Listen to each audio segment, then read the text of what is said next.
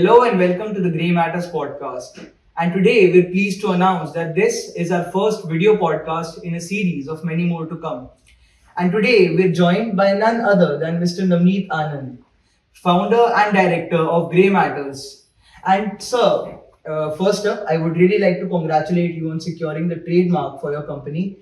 And I would really like you to walk us through this process of how you got this trademark and what were the challenges that you faced along the way. So thank you for this, young man, and I'm glad to be joining you for this first video podcast, Adyan. Uh, Ever since we began operations, we have been very conscious about the quality, and that is reflected in everything that we do. Along the way, we realized that we needed a trademark for our logo. Our logo is very unique. It is not only creative but also quite assertive, and therefore we wanted to secure it because Grey Matters over the years has made a name for itself, and we wanted that it shouldn't be copied. So that was the reason that triggered us to go for a trademark. You might know that it is a long drawn process, and we had to follow all of these. The only challenge was the long time taken. Else, there were a couple of objections which we managed to overcome because these were false objections, and we are very happy. So it is synonymous with our commitment to quality, the trademark. All right. Yeah. So with the current boom of social media and everything, we've recently noticed a really huge increase in the PR industry. And how has Grey Matters been able to keep up with the demands and the constantly evolving industry that is PR? Thank you. That's a very nice question, Adyan. Grey Matters has always been aligned to the changes happening around us because we understand that it's a very dynamic industry. We have always worked on our niche, that is public affairs, advocacy, political communications, government communications, besides, of course, regular conventional PR. We understand that there has been significant growth in the industry, and we needed to align ourselves.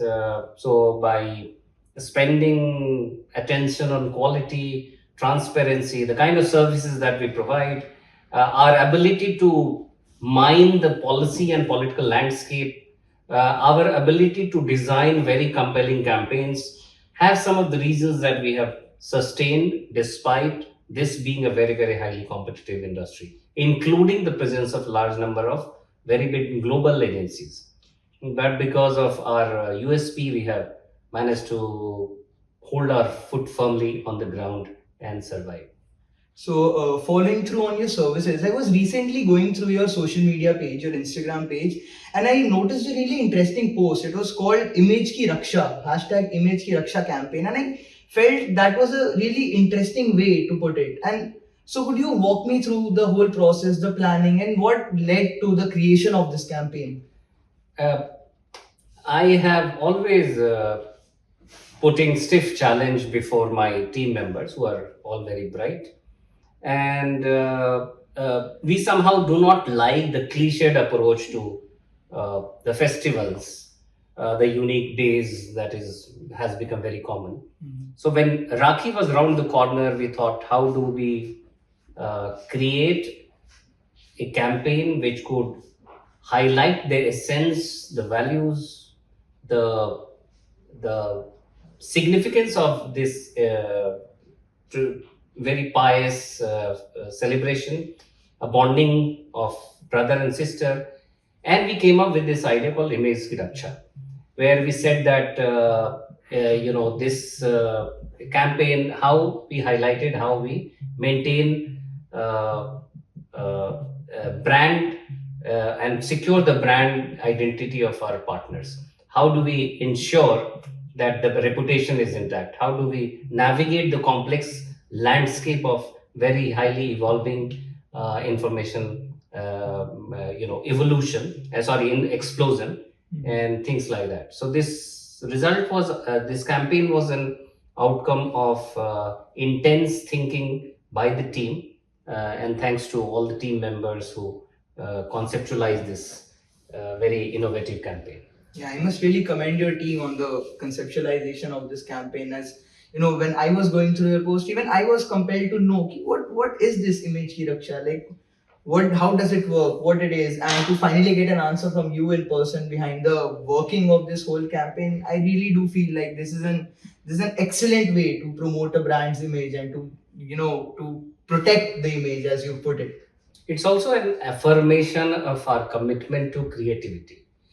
Rather than choosing the very conventional cliched घिसा पिटा way of happy Raksha Bandhan, we thought why not create? And this is not the first time now, nor the last time. But this especially turned out to be a massive success. We got many calls, including from our partners, who said this is a magnificent expression of festivity and the way you have woven a narrative around it as to how you are committed to protect the brand and your bonding with the partners. So this was very, very gratifying, Adyan.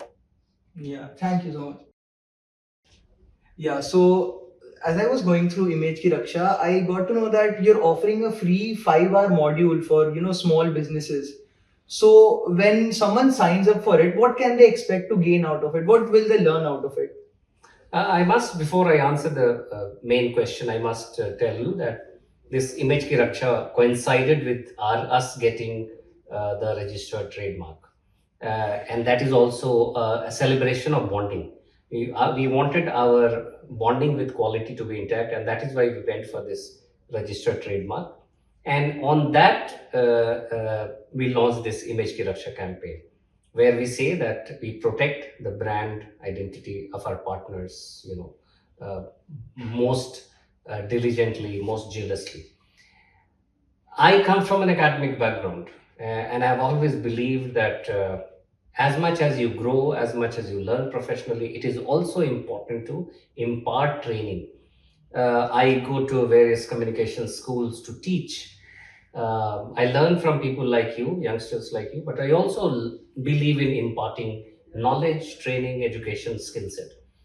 We thought that the speed with which social media has evolved, it requires a definitive push to those who may not be able to afford an agency like us, and therefore we created this free module to empower a small business who may have an idea of uh, social media but may not be equipped of how to do it.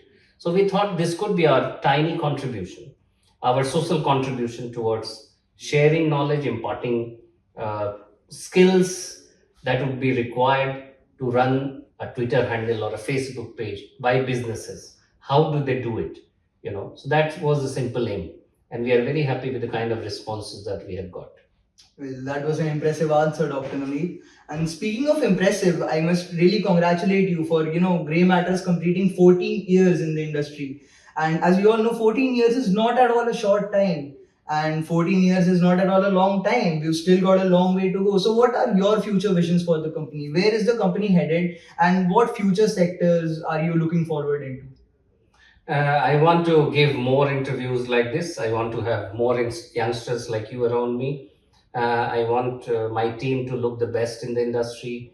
We have catered to diverse partners from diverse industries, but we are also trying to look at slightly diversifying. So we recently conducted an event called Agriculture Sustainable Agriculture Summit and Awards. That was a big success. We have domain knowledge and expertise in that area, and we thought, why not leverage those years of work to create a platform where all the major stakeholders could come around, talk, discuss, articulate, and create a shared view of the future. We want to similarly curate events for other sectors. We want to look at new opportunities emerging, be it in AI or drone. A lot of technology companies are happening. But our core focus remains on advocacy. We are very proud to share that the kind of advocacy campaigns that we design, I mean, ours is certainly among the best in the industry. And we have created, for want of confidentiality, I cannot share those campaigns, but I must tell you with a lot of confidence and pride that some of our campaigns have been award-winning campaigns. We of course cannot go out and talk about it, but we have been very, very proud of the campaigns. Political communication is another core area. We have worked with 6 chief ministers. We have worked with a lot of cabinet ministers. We have worked with political parties. So we continue to evolve and look for opportunities of synergies, in that political communication. Social communication is one area that we are very, very bullish about, very passionate about. Development communication, social communication, government communication, political communication, and of course the conventional PR that we do. That is all I can think for now for next 14 years, after which we'll plan again. Well, that was really nice. And with this, we come to an end of our today's podcast. And I must really thank you, Dr. Navneet, for your time. And be sure to tune in because we'll be coming up with more episodes soon. And do not forget to follow Grey Matters on all social media handles. We'll be putting the tags right down below. And with this, we'll be seeing you soon. Thank you.